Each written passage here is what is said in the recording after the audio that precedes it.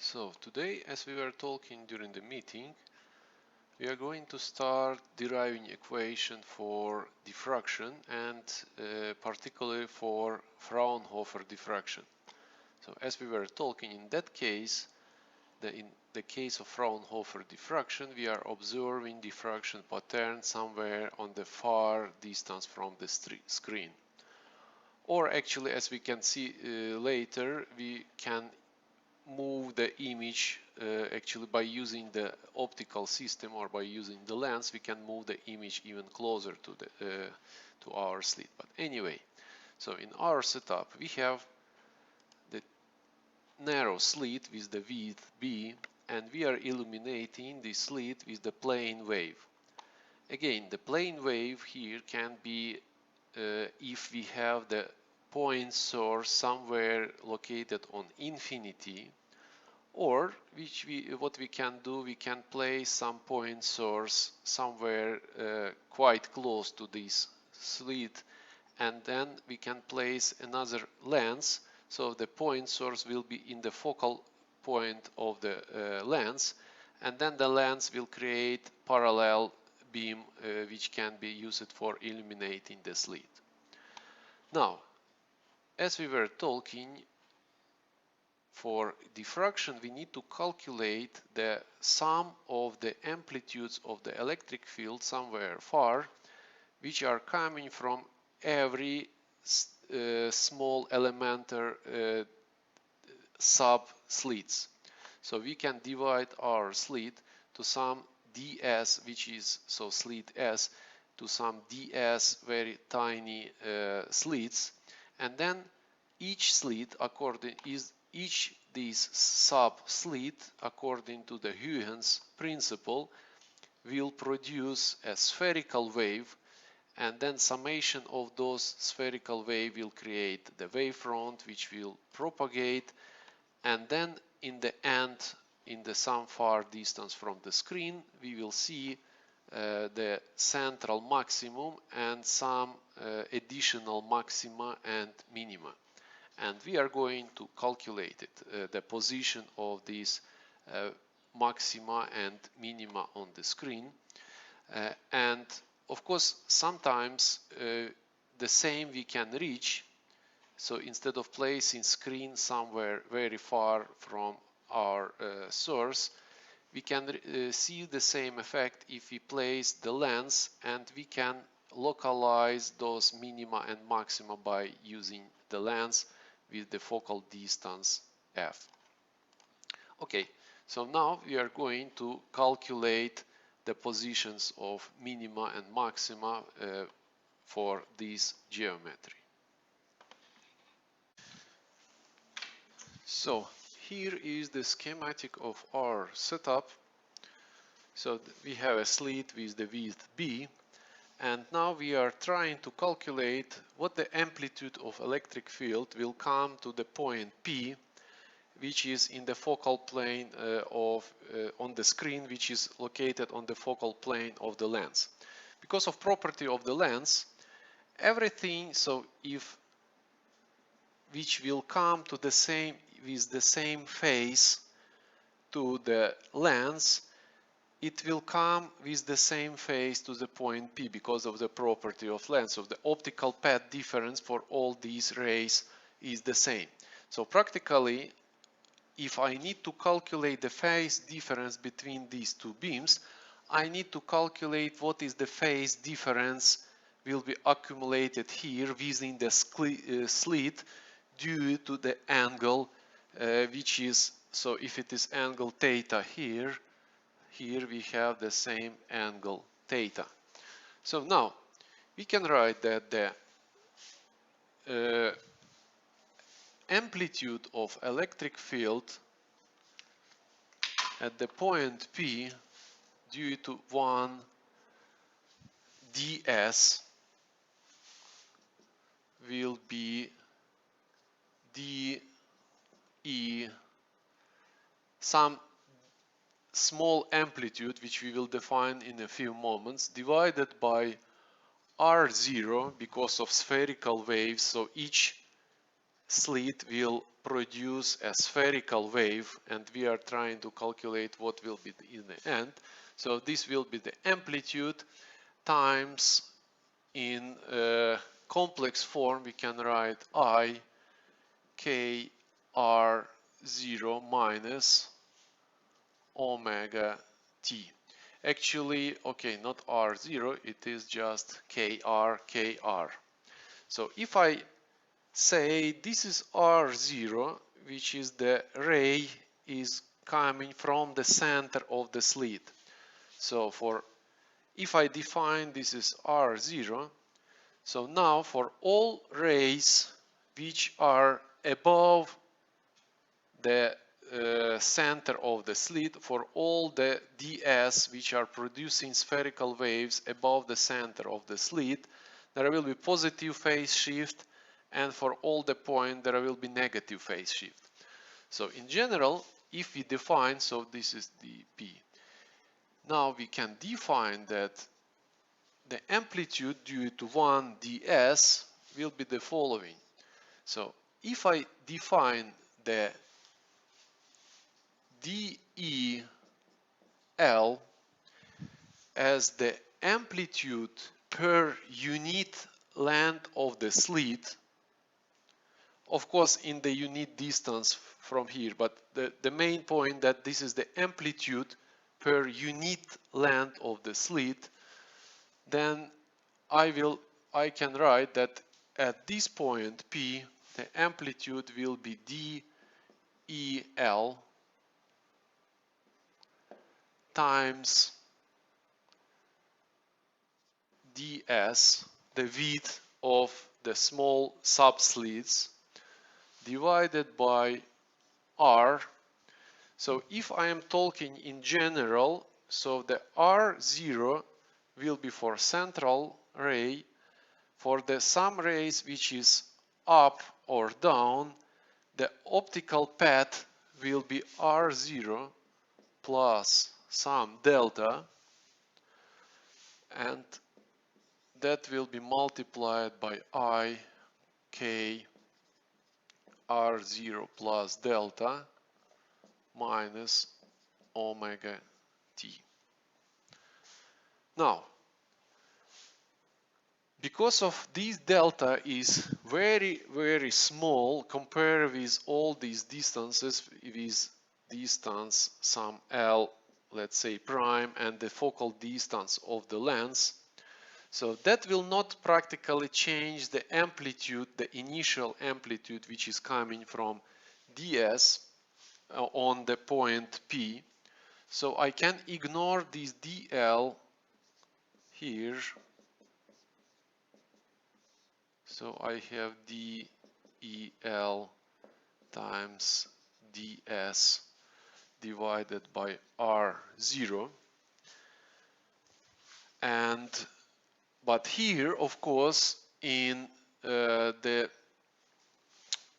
exponential form I cannot ignore the delta, because that will change the phase, and of course the resulting amplitude at point P, of course it will be very sensitive to phase, so we cannot ignore it here.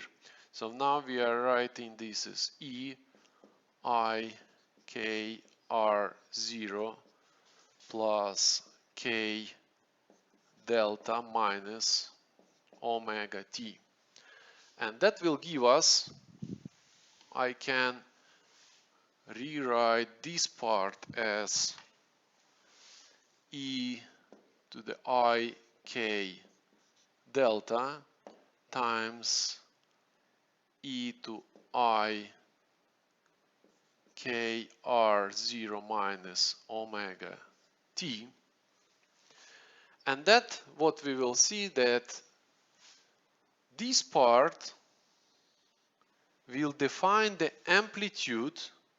Of course we need so first let's do so the total electric field, the amplitude of electric field at this point P will be equal del times ds over r0.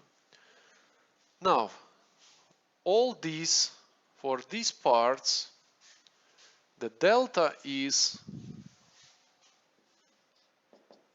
equal the is equal as sine theta. So now we have times, and now we need to integrate over all the slit.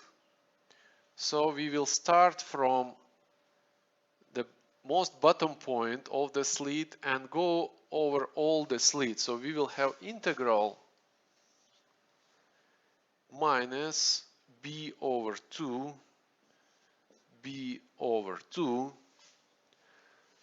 and so of course the ds will move under the integral,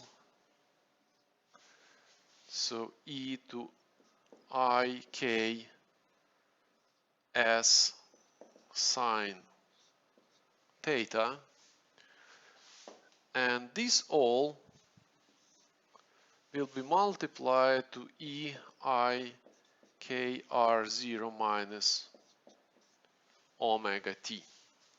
So now, what does it mean? It means at the point P, finally, I will have the fast varying function with time, so that field will be oscillating with omega angular frequency, that the oscillation of the field of the summation of all the fields will have initial phase shift, which is kr0,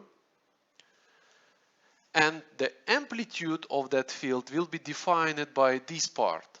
So to find the amplitude, so when we are coming to the intensity, only the amplitude of the field have a physical meaning. So we need to calculate the amplitude. Of course, there will be also ds here. So in order to find the final intensity, we need to find the amplitude, so we need to evaluate this integral. So now we will call this as ER, the resulting amplitude, and that resulting amplitude will be DEL over R0, and this integral will give us e to the I k s sine theta divided by I k sine theta from minus b over 2 to b over 2.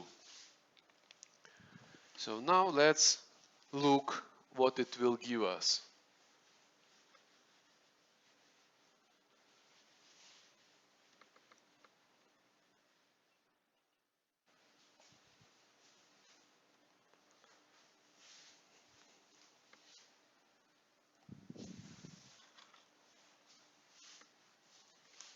So we will define new variable, which is beta,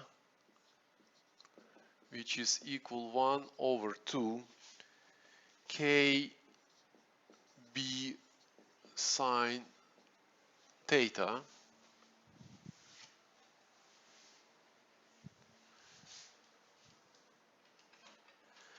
So now this will give us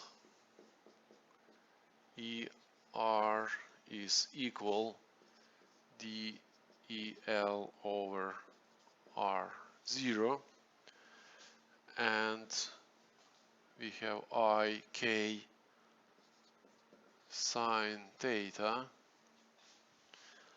and we have E to IK b over 2 sine theta minus E minus I k b over 2 sine theta,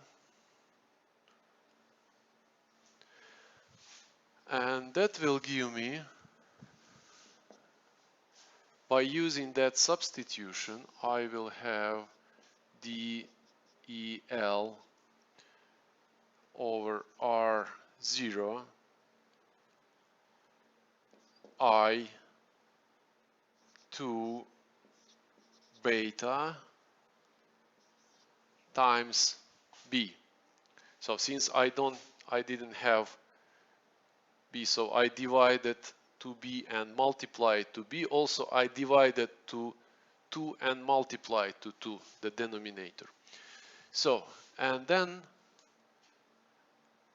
I have e to e beta minus e to minus I beta, which will give me from, so by using Euler equations, so e to ix is equal cosine x plus I sine x. So now I have cosine beta plus I sine beta minus cosine beta. So this, now I'm evaluating this expression, minus cosine beta plus I sine beta, and that will give me 2I sine beta. So that will what this expression will give me. So I can write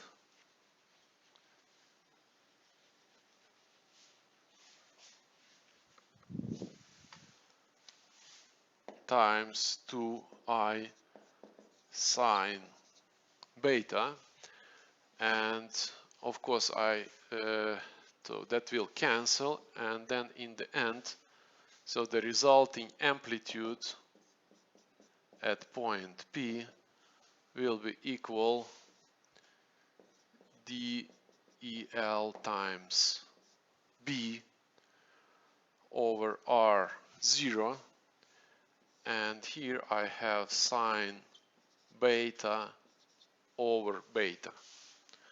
So this sine beta over beta is known as sinc function. So that function is equal 1 at the point when beta is approaching 0. So the limit of this function when beta is going to 0 is going to be 1. And then this function will be varying function and slowly approaching to 0 at infinity. So there will be some minimum, maximum, and minimum, maximum again, and then it will approach to 0 on infinity. So now if I want to find the intensity at point P, the intensity is equal 1 over 2. If we are talking about vacuum or air, we can use C epsilon 0 times E square, and that will give us 1 over 2 C epsilon 0. So del times B, actually that will be some amplitude of electric field over all slit at the distance r0, and of course square times sine square beta over beta square. And if I call this part as I0, so the initial intensity, then at the point P, or actually everywhere on the screen, the intensity will be I0 times sine square beta over beta. So this is our main equation for the diffraction from single slit. So we will have I0, which is intensity somewhere on the center on the screen. So here when we have on the exactly on the center, we have the central maximum, and intensity on the center is equal I0, and then this function, of course the sinc, we have sinc function square, so it means these parts will go, this part, the negative side of this function will flip to the positive side.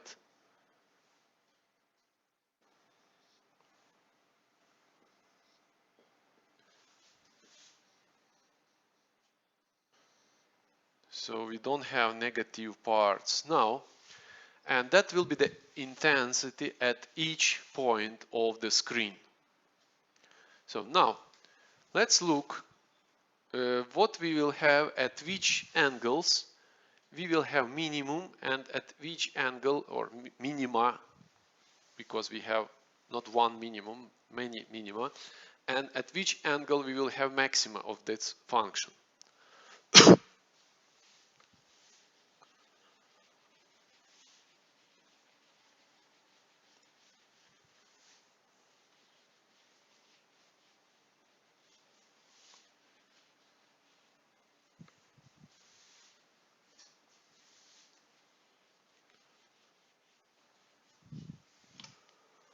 So I is equal I0 sine square beta over beta. Of course, as we were talking, we will have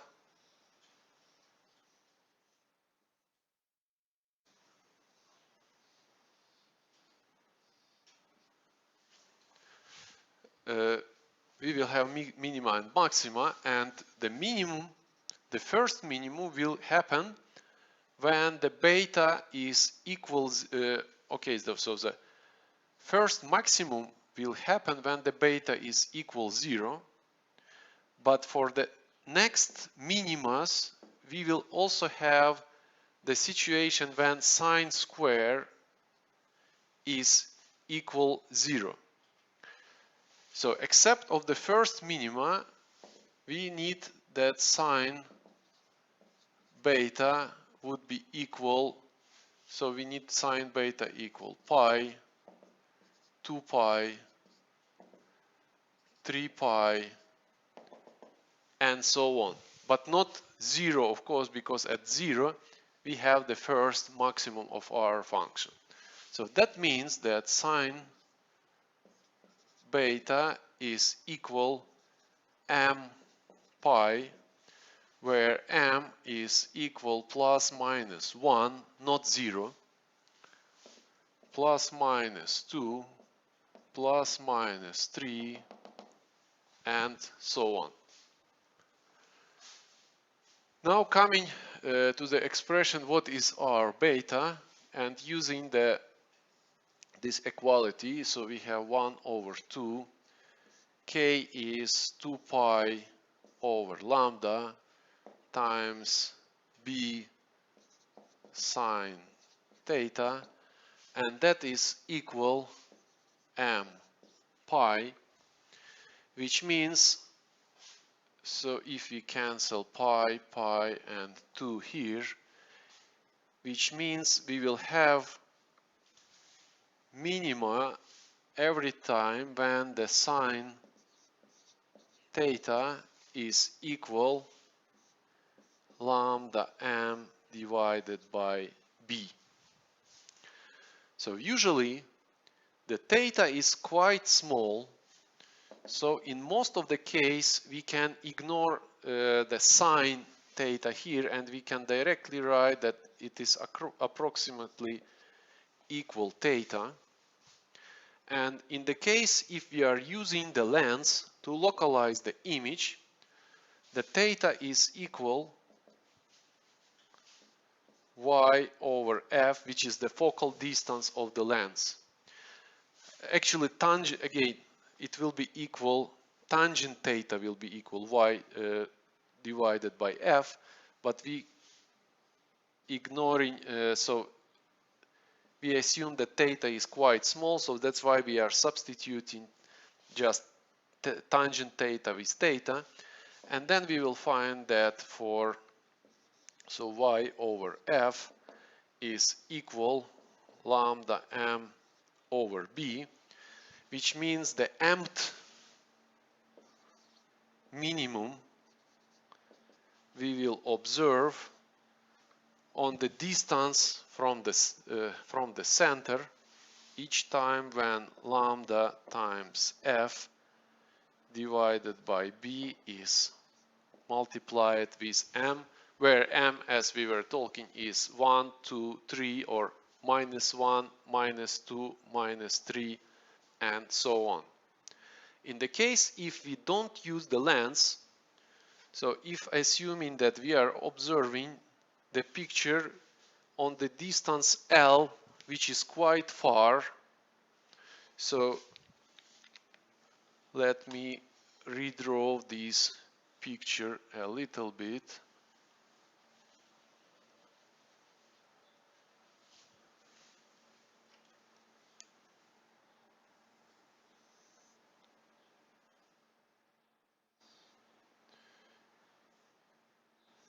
So we are observing the diffraction somewhere on the far screen at each time we are looking at some angle. So this is theta for the first minimum, for example.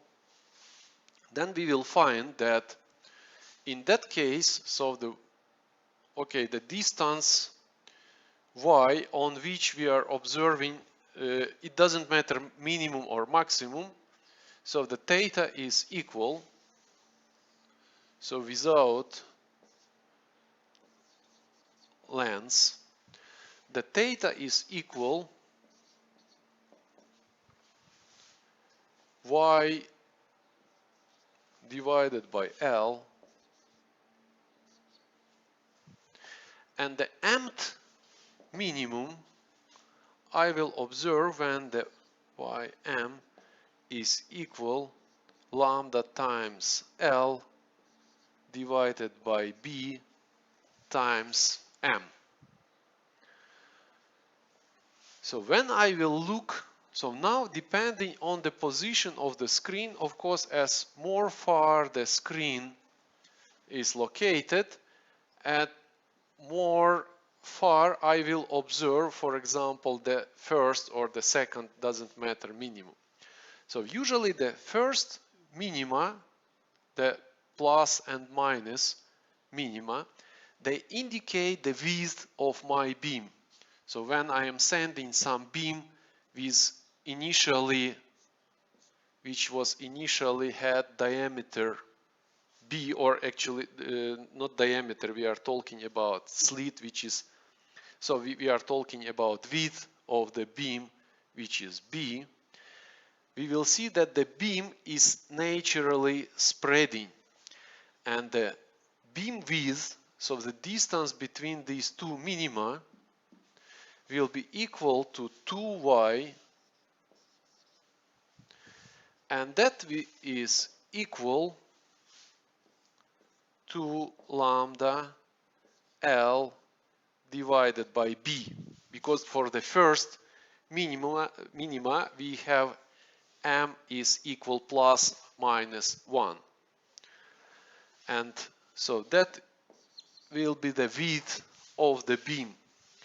As you can see from here that naturally if we have the beam width is B, if we are looking on the far screen, the beam width will be increasing with the distance and always, so the beam will be naturally spreading.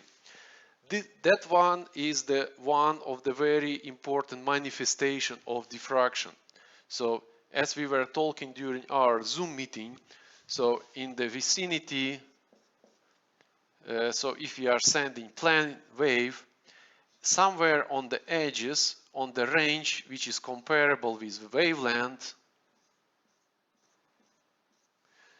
we have the wavefront will becoming curved, and it means the wave will start to spread in some different direction, which is from to some directions which are different from the direction of the propagation of the main wave. So if we have the initial beam is big enough, so if the B is big, then the V, so that the theta, which is defined, so here we define the theta which is equal lambda m over B.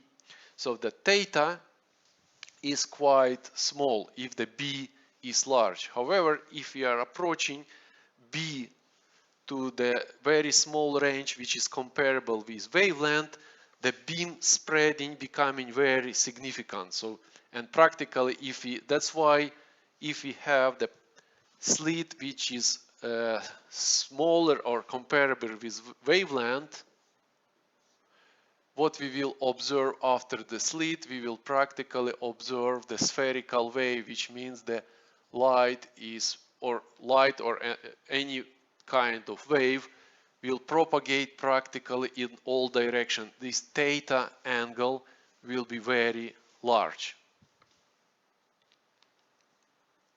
So now we need to find when the maxima of our function for our intensity will occur. So for the minima, we found that that condition will happen when sine beta is equal okay, there is a mistake here. This is not sine beta, this is beta. So when sine beta is equal 0 except of the first maxima, and that will give us that the position of the minima of mth minimum is equal lambda f over b, or actually is equal lambda times L over B times M, which means that the first minimum will be observed lambda L over B, the second minimum will be observed on 2 lambda L over B, then the third will be observed 3 lambda L over B, and so on. So the positions of the minima are equidistant.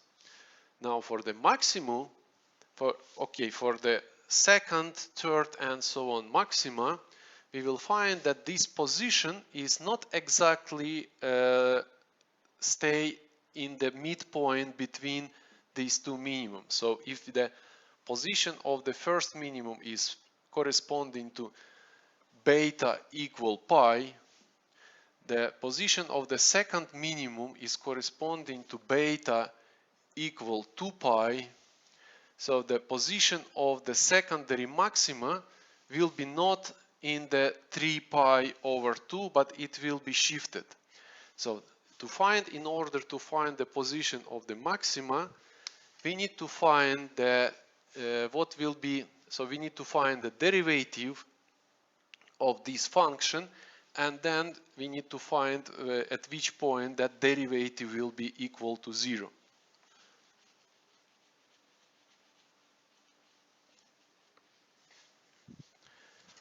So for the maxima, we have that d over d beta will be equal, d over d beta from sine beta over beta is equal 0. And that means that we have cosine beta times beta over beta square minus sine beta will give us cosine beta over beta minus sine beta over beta square. And from here, so this okay, not now. Okay, let's keep. From here we have that cosine beta over beta is equal sine beta over beta square. So now we can cancel one beta, and that means that beta is equal tangent beta. So that condition will define us the position of maximum. So every time when the beta is equal tangent beta, we will have maximum. So how we are going to find that positions? So here we will place beta as x-axis, and then we will find at which position. So now we will put the tangent function here. So the tangent function is going to be, here is pi over 2, then when it's reaching pi,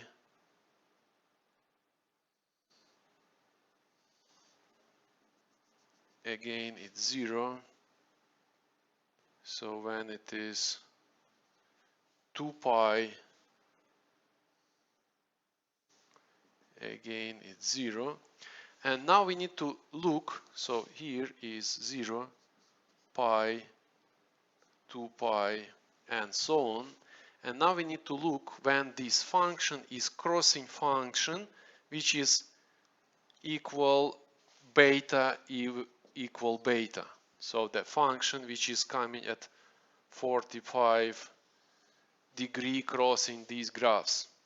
And on the points where we have cross section with function, so at each of these points where we have cross section, we have that the beta is equal tangent beta.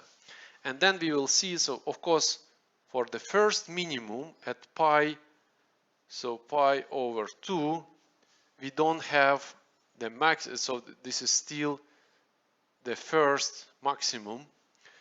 Now the first minimum will occur at pi, and the second maximum will occur at a little bit earlier than 3 pi over 2. So it will be closer to the center. And the second one will occur again a little bit closer to 5 pi over 2, and so on. So of course if it go more and more far, the more far maxima will more and more approach to the center between these neighboring minima. Now let's look again if we already derived. So if we have very thin, infinitely long slit, so infinitely means that the length of the slit is much smaller than, much bigger than the slit width b. So now if I am sending the light from this direction, as we found, what I will see in some far screen, I would see this distribution, and then the angle, the divergence angle, which is coming from the center of the slit, So if I measure it in that direction, I would find, okay, this will be our theta, and we found that the theta is equal m lambda divided by b. Of course, in that case, m is equal 1, so I have just lambda divided by b. And of course, if the distance to the screen is L,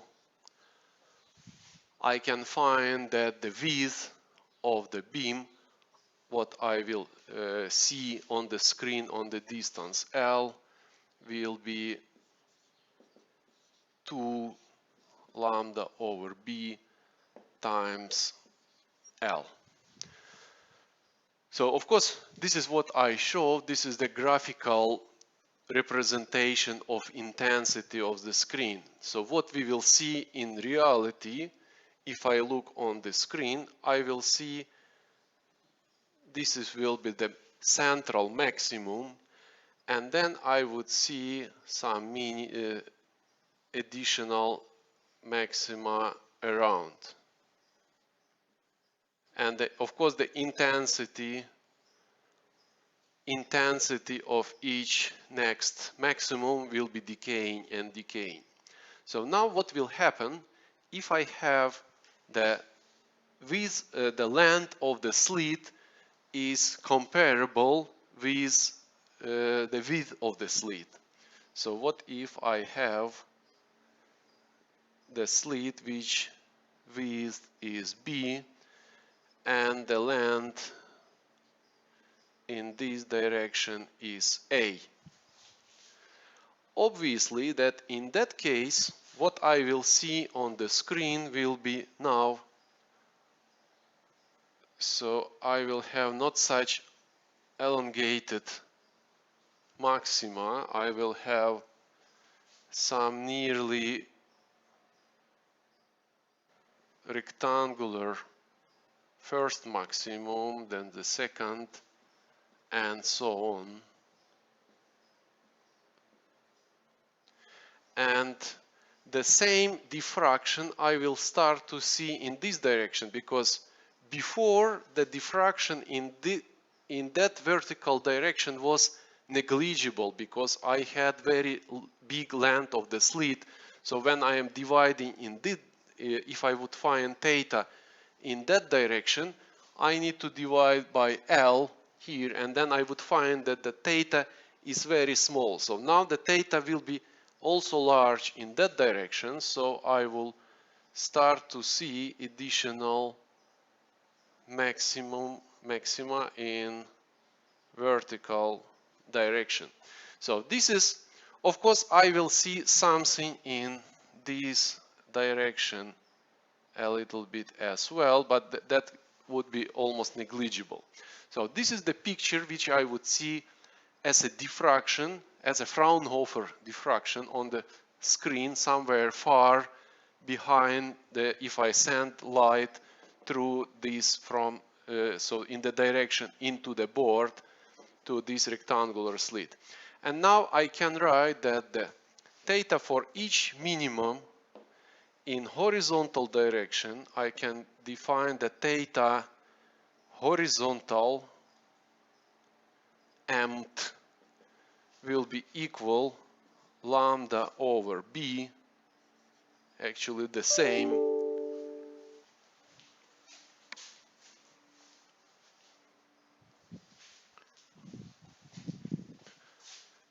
lambda over b times m, and the distance, the position, so if I count position from here as, so this position is 0, so for each next minima, the position x will be given lambda b times m times L, which L is the distance to the screen from the slit through which the light is coming. So this is in horizontal direction. In vertical direction, of course, we can write the same equation just by taking into account that the width of the slit in that direction is A. So the theta vertical end will be equal lambda over B times N, and the distance Y from the center to each position of the minimum in vertical direction, Y end, so this is xm, Y end will be lambda over B times N times the same L. So this is what is related to rectangular aperture. So now if you look what will happen if I send light through the circular aperture. So actually this result is quite predictable because we can the same treatment as we did, we divided the aperture in one direction to some small ds, and then we can divide the aperture in the same small ds in perpendicular direction. So these equations are obvious. So now what will happen if we have circular aperture with diameter d? So now, okay, I can remove this diameter from here. So now it is obvious that we will look, so there is no horizontal and vertical direction. So this is, we have complete symmetry according to this circle.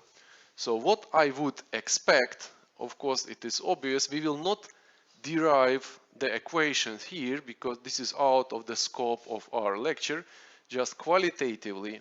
So what we are going to observe, we are going to observe most probably the central maximum, again the same as for rectangular aperture. So now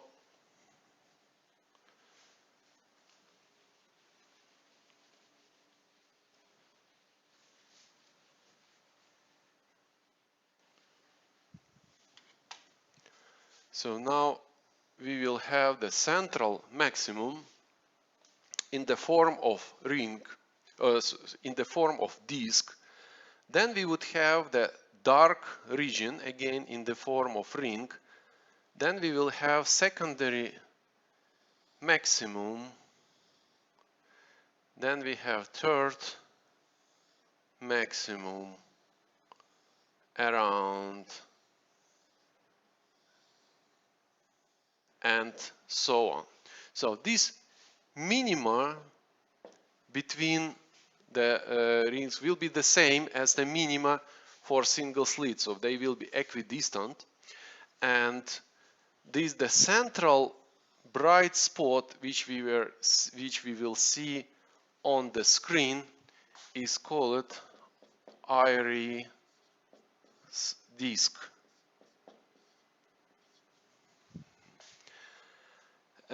Now, so this result actually can be obtained by the same integration, but of course now if we are dividing all our circular aperture to some ds element, we should take into account that for each position along the y direction, the ds, the length of these elementary slits is decreasing. But anyway, so we are not going to do to have the derivation just qualitatively if you look on the picture. So now again, so I will have this as a distance to the first minimum, this is the second minimum, and so on. So I can define, so the angle, this will be theta, the angle, so the angular distance between the central maximum and the first minimum. So in the case of thin narrow slit, we had theta as lambda over b. In the case of circular aperture, we will have some small correction coefficient which will give us of the theta becoming 1.22 lambda over, so instead of b, now we have diameter of our circular aperture. So now the distance between these minimum or the width of the beam, so if I am looking, so here is the circular aperture, but of course I am looking inside of the board, so if the distance is L between the aperture and the screen where I am observing, I will find that the beam is spreading, and the width of the beam on the screen when I am reaching the screen L on the distance L behind the aperture will be W is equal to, because I have these two distances, I have 1.22 lambda over d times L. So that will be the diameter of the airy disk on that screen. Now, how it is related to the resolution of optical instruments?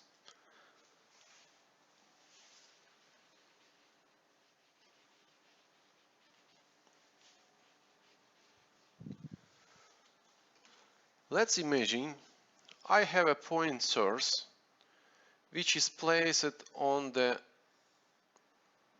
focal plane of lens with the lens diameter is d and the focal distance is f. According to geometrical optics, I would have, after the lens, I would have exactly parallel the beam. So somewhere on the far distance, so let me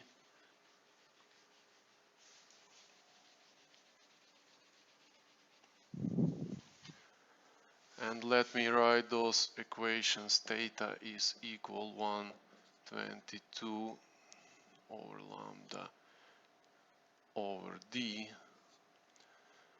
and v is equal to times L. So now, according to geometrical optics, somewhere on the far screen on the distance L, I would see the circle which is image of this point source on infinity. So I would expect that I would see this distribution. Of course, as we know now, due to diffraction on, so if I have, so the size of the lens is limited, so practically now this is the aperture which I have, through which I am sending the parallel beam. So according to that, the beam will start to have some angular divergency, and that angle will be defined by this equation. So instead of seeing the clear shadow on the screen, what I would see, this is the direction of the minimum. So here, this is the diffraction. So instead of seeing the point source as a rectangular shadow, I will see that diffraction pattern. So now, what will happen if I place another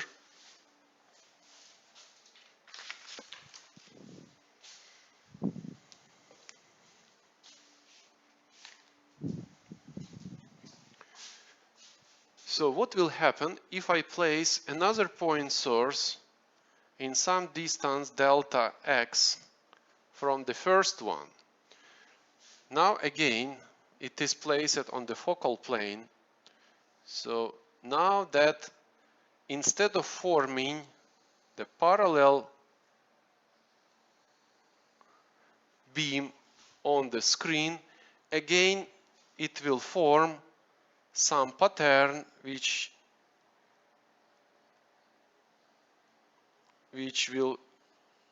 I will observe in the form of diffraction pattern. And now, of course, if this distance becoming smaller and smaller, so it doesn't matter even if I place here the lens in order to localize this picture on some screen. Again, what I will see on the screen, I will have the diffraction from one source and the diffraction pattern from another source.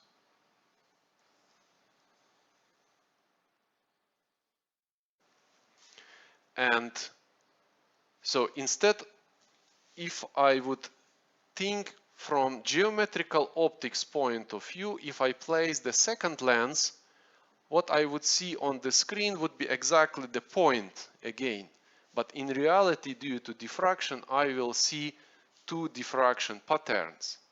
And those diffraction patterns, if I take the distribution of intensity, what in reality I will see two peaks and some dip between them, but not going exactly to zero. If these 2 points are getting closer and closer, these 2 peaks are getting closer and closer, and at some distance, delta x, I would start to see some diffraction. I would start to see only one peak instead of two. It means now the optical resolution of my system is not enough to resolve these two patterns. So now I can find when it happened. It happened when approximately when the minimum, the first minimum of one point source will coincide with the maximum of the second point source. So it means when this diffraction angle will be the same as the angular direction between these two spots. So if I send, so this was direction on one spot, this is the direction on second spot. So these two,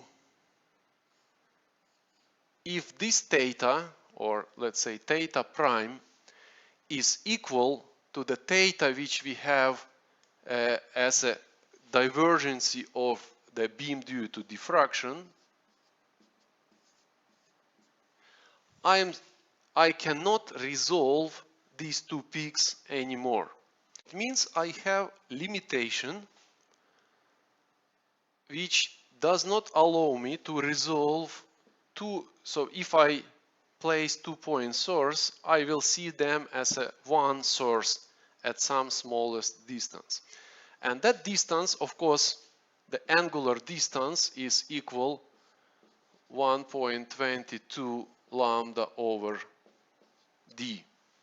So now, if I have lens with focal distance f and the diameter d, I can find this smallest distance which will allow me still to resolve these two, or the smallest distance after which I will not be able to resolve these two sources as point source on the screen.